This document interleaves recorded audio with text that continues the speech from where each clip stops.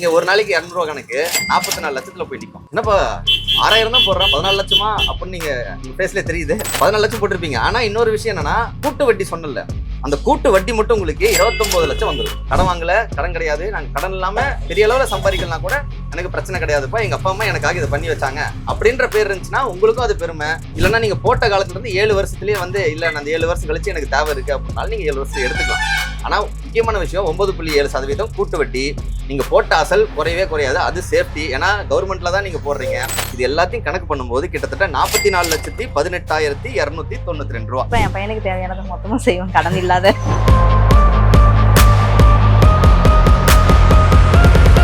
Reflect மணி நேயர்களுக்கு வணக்கம். தமிழக அரசுக்கு பாத்தீங்கன்னா 2014 ஒரு ஸ்கீம் கொண்டு வருவாங்க. எதுக்காகன்னு பாத்தீங்கன்னா ஆண் குழந்தைகளுக்காக. பெண்களுக்காக பாத்தீங்கன்னா நிறைய ஸ்கீம்ஸ் இருக்காங்க. சென்ட்ரல் கவர்மெண்ட் பெண் பிள்ளைகளுக்காக ஸ்கீம்ஸ்லாம் கொண்டு வந்திருக்காங்க, செல்வ மகள் கொண்டு வந்திருக்காங்க. அதே மாதிரி நம்ம தமிழக அரசாங்கம் தமிழகத்தில் இருக்கக்கூடிய ஆண் பிள்ளைகளுக்காக ஒரு ஸ்கீம் கொண்டு வந்திருக்காங்க. அதுதான் வந்து பாத்தீங்கன்னா பொன்மகன் புதுவாய்ப்பு நிதி திட்டம் சொல்றது. இதை பத்தி மக்களுக்கு அவேர்னஸ் கிடையாது. ஏன் அப்படின்னு கேட்டீங்கன்னா, பணத்தை கொண்டு போய் நம்மளுடைய வாழ்க்கை, நம்மளுடைய எதிர்காலத்துக்காகவும் நம்ம பிள்ளைகளுடைய எதிர்காலத்துக்காகவும் நம்ம எதுலையாச்சும் கொண்டு போய் முதலீடு பண்ணுன்னு சொல்லி மக்கள் வந்து ஒவ்வொரு முறை ஏமாறதை பாக்குறோம். அதுல வந்து சரியா நமக்கு வந்து ரிட்டர்ன்ஸ் கிடைக்க மாட்டேங்குது அப்படின்னு ஃபீல் பண்றதை பாக்குறோம். எவ்வளவு வட்டி கொடுக்குறாங்கன்னு தெரிய மாட்டேங்குது. அதே மாதிரி ஒரு 20 வருஷம் 18 வருஷம் நம்ம கட்டுறோம், அதுக்கப்புறம் எவ்வளவு பணம் வருதுங்கிற ஒரு விழிப்புணர்வு இல்லாம இருக்காங்க. அதெல்லாம் அந்த பயத்தெல்லாம் போக்கி அரசாங்கத்துக்கிட்டே வந்து போஸ்ட் ஆபீஸ்லயே ஒரு ஸ்கீம் இருக்கு அப்படின்றத மக்கள்கிட்ட கேட்கணும். மக்கள் அதை பண்றாங்களா இல்லையான்னு நம்ம தெரிஞ்சுக்கிறதுக்காக இன்னைக்கு பொதுமக்கள்ல ஒருத்தர்கிட்ட ஒரு கடை வச்சிருக்காங்க. அந்த கடை நம்ம கேட்கலாம். அக்கா வணக்கம்க்கா. அக்கா உங்க பேர் என்னங்கக்கா? கீதா. கீதா, சரிங்கக்கா. நீங்க கடை நடத்திக்கிட்டு இருக்கீங்களாக்கா? தனியா நடத்திக்கிறேன். ஓகே ஓகேங்கக்கா. கணவர் என்னங்கக்கா பண்றாங்க? மாலை கட்டுற வேலை பார்த்தாங்க. மாலை கட்டுற வேலை. சரிங்க. இப்ப 2 பேரும் வேலை தனித்தனியா தான் பண்ணிட்டு இருக்கோம். சரி சரிங்கக்கா. இப்ப எவ்வளவுங்கக்கா வருமானம்? இப்ப நீங்க இந்த கடை மூலமா எவ்வளவு வருமானம் பண்றீங்க ஒரு நாளைக்குன்னு வச்சுக்கிட்டா? ஒரு 500 ரூபா வரும். மொத்தமா செலவுகள்லாம் போக ஒரு 500 ரூபா லாபம் இருக்குங்கக்கா. இப்ப வீட்டுல யாராருங்கக்கா இருக்கீங்க? நானும் பையன், ஹஸ்பண்ட் 3 பேர் தான். ஓகே ஓகேங்க. பையனுக்கு அப்படின்னு சொல்லிட்டு ஏதாச்சும் சேவிங்ஸ் இந்த மாதிரி பேங்க்ல இதுலயாச்சும் சேவிங்ஸ் அவரோட எதிர்காலத்துக்கு ஏதாச்சும் வந்து பண்ணி வச்சுட்டு? இது வரைக்கும் அது மாதிரிலாம் எதுவும் இல்லை. ஏங்கக்கா? கஷ்டம்தான், என்ன சொல்றது. இல்லைங்க, இப்போ நம்ம பையன் வந்து நாளைக்கு ஸ்கூல் படிக்கணும், நம்ம ஸ்கூல் முடிச்சுட்டு காலேஜுக்கு போகிறாங்க. கவர்மெண்ட் காலேஜ் கிடைச்சதுன்னா கொஞ்சம் ஃபீஸ் கம்மியாக இருக்கும், இல்லை ப்ரைவேட் காலேஜில் தான் படிக்கணும்னு கேட்குறாங்க. இந்த மாதிரியான சூழ்நிலை வரும்போது என்னங்கக்கா பண்ணுவீங்க? ரொம்ப கஷ்டப்படுறோம்ல, இன்னும் கொஞ்சம். அதனால தான் தனிப்பட்ட முறையில் கடை எடுத்து பண்ணுறது. இன்னும் போக போக ஏதாச்சும் ஒன்று பண்ணணும்னா கண்டிப்பாக பண்ணுவேன். இன்னைக்கு இருக்கிற காலேஜ் ஃபீஸ் எவ்வளோன்னு தெரியுமில்லங்கக்கா? கண்டிப்பாக 1 லட்சம் இல்லாமல் காலேஜ் சேர்த்த முடியாது யாரையுமே. நாளைக்கு 12th முடிக்கிற அப்படின்னா கண்டிப்பாக அன்னைக்கு இருக்கிற சூழ்நிலைக்கு இன்னைக்கு 1 லட்சம்னா நாளைக்கு டபுள் ஆகிறதுக்கு கூட வாய்ப்பு இருக்குது. இப்போ இருக்கிற சூழ்நிலையில உங்களால அன்னைக்கு 2 லட்சம் கட்டி பையன் ஆசைப்பட்டு கேட்கும்போது உங்களால காலேஜ் கட்டி படிக்க வைக்க முடியுமா? படிக்க வச்சுதானே அவனுக்கு எப்படி இருந்தாலும் கஷ்டப்பட்டு. சரிங்கக்கா. இது எதுக்காக நான் இந்த கேள்வி கேட்கறேன்னா, ரொம்ப சிம்பிளா சேமிப்பு அப்படின்றது வந்து ரொம்ப முக்கியம். அப்படியே கொண்டு போய் எங்கேயாச்சும் சேமிச்சு பார்த்தீங்கன்னா நியூஸ் பார்க்கலாம், காசை வந்து நான் இவ்வளவு போட்டேன், காசை தூக்கிட்டு போயிட்டாங்க அப்படின்ற மாதிரி நியூஸும் வந்து நம்ம நிறைய பார்க்குறோம். அதுலயே நிறைய பேர் பயந்துட்டு போடாம இருக்காங்க. இந்த வீடியோ நாங்கள் பண்றதுக்கான காரணம், அது பொதுமக்கள்கிட்டயே வந்து பண்றதுக்கான முக்கிய காரணம் என்னன்னா, எதுக்கு மற்றவங்களை நம்பி நீங்க வந்து ஒரு 10,000 20,000 போட்டு காசை ஏமாந்துக்கிட்டு இருக்கிறதும் போய் நம்ம ஏன் கஷ்டப்படணும்? அரசாங்கமே ஸ்கீம்ஸ் கொண்டு வந்துட்டு இருக்காங்க. முக்கியமா வந்து ஆண் பிள்ளைகள் இருக்காங்க அப்படின்னா அவங்களுக்கு பார்த்தீங்கன்னா பொன்மகன் திட்டம் சொல்லி கொண்டு வந்திருக்காங்க. இதுல என்ன வித்தியாசம்? மற்ற இடத்துல இல்லாதது என்ன? பேங்க்லயே வந்து ஃபிக்ஸ்ட் டெபாசிட்லாம் இருக்கு. இதுல என்னப்பா அப்படின்னு கேட்டீங்கன்னா, இந்த ஸ்கீம்ல உங்களுக்கு 9.7% வட்டி கொடுப்பாங்க, கூட்டு வட்டின்னு சொல்றது. 9.7% நீங்க பேங்க்ல கூட அவ்வளவு கொடுக்க மாட்டாங்க. இங்க வந்து கொடுத்துட்டு இருக்காங்க. மக்களுக்கு இதை பத்தி முக்கியமா விழிப்புணர்வு இல்லைங்க. சரிங்க, இப்படி வச்சுக்கலாமே. இப்போ நீங்க வெளியில எல்லாம் போறீங்க, எல்லாம் பண்றீங்க, வெளியில இருக்க மற்ற பசங்களை பார்க்கும்பொழுது உங்க பையனை பார்க்கும்பொழுது உங்களுக்கு என்ன தோணுங்க? கண்டிப்பா அடுத்தடுத்து அவன் நல்லபடியா வரணும், அவங்கள மாதிரி இருக்கணும் அப்படின்னு தான் எல்லாரும் தான் சொல்லுவாங்க. எதுக்காகக்கா நீங்க 2 பேரும் தனித்தனியா வேலைக்கு போயிட்டு தனித்தனியா கஷ்டப்படுறீங்க? யாருக்காக கஷ்டப்படுறீங்க? பையனுக்காக தான். பையனுக்காக. ஏன்னா நம்மளுடைய எதிர்காலம் சொல்லுவோம்ல. ஆனா யார் ஆக்சுவலா எதிர்காலம்? என் பையன் தான் எதிர்காலம். எனக்கு அவங்க தான் எதிர்காலம். ஏன்னா நாளைக்கு பையனுக்கு நீங்க வந்து காலேஜ் கட்டும்போது கண்டிப்பா கடை வாங்கி தானே நீங்க வந்து பண்ண போறீங்க. ஸோ எனக்கு என்னன்னா, எங்க அப்பா அம்மா வந்து எனக்காக ஒரு சேமிச்சு வச்சாங்க. அந்த சேமிப்புல என்ன காலேஜ் முடிக்க வச்சாங்க. கடன் வாங்கல, கடன் கிடையாது, நாங்க கடன் இல்லாம பெரிய அளவுல சம்பாதிக்கலாம் கூட எனக்கு பிரச்சனை கிடையாதுப்பா, எங்க அப்பா அம்மா எனக்காக இதை பண்ணி வச்சாங்க அப்படின்ற பேர் இருந்துச்சுன்னா உங்களுக்கும் அது பெருமை, அவருக்கும் ஒரு நிம்மதியான வாழ்க்கை. காலேஜ் முடிச்சு வேலைக்கு போகும்போது கடன் சுமை இல்லாம போகலாம் இல்லையா?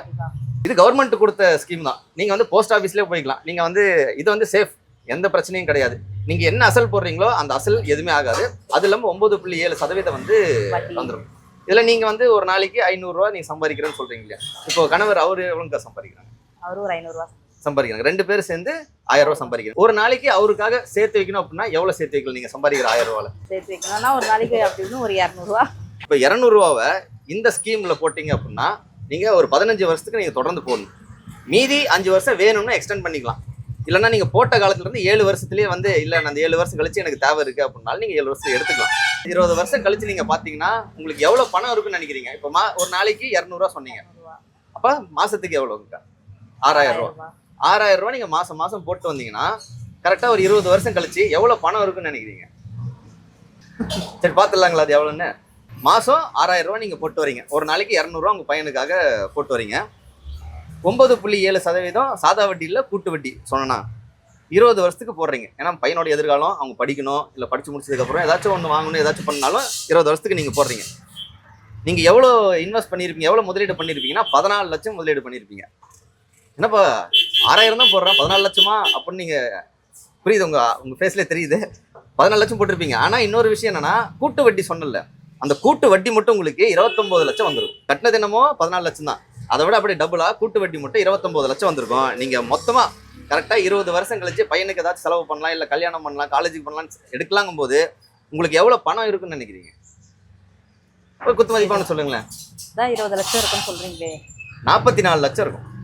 உங்களுக்கு வட்டியா வந்தது மட்டும் 29 லட்சம். அது இல்லாம எக்ஸ்ட்ரா நீங்க முதலீடு பண்ண அசலு, அதுக்கப்புறம் அதுக்கு வந்த கூட்டு வட்டி, இது எல்லாத்தையும் கணக்கு பண்ணும்போது கிட்டத்தட்ட 44,18,292 ரூபா.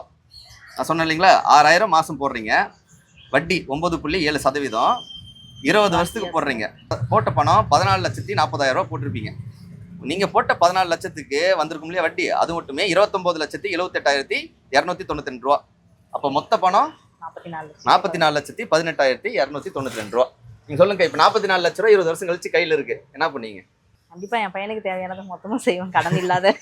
சரி, இப்போ எப்ப இருந்தாலும் எல்லா அம்மாக்கும், அதாவது அப்பாங்களுக்கு எல்லாத்துக்குமே என்ன ஒரு ஆசைனா பொண்ணுங்க மேல கொஞ்சம் ஆசை இருக்கும். அம்மாங்களுக்கு என்னைக்குமே வந்து பையன் தான் ஃபேவரேட்.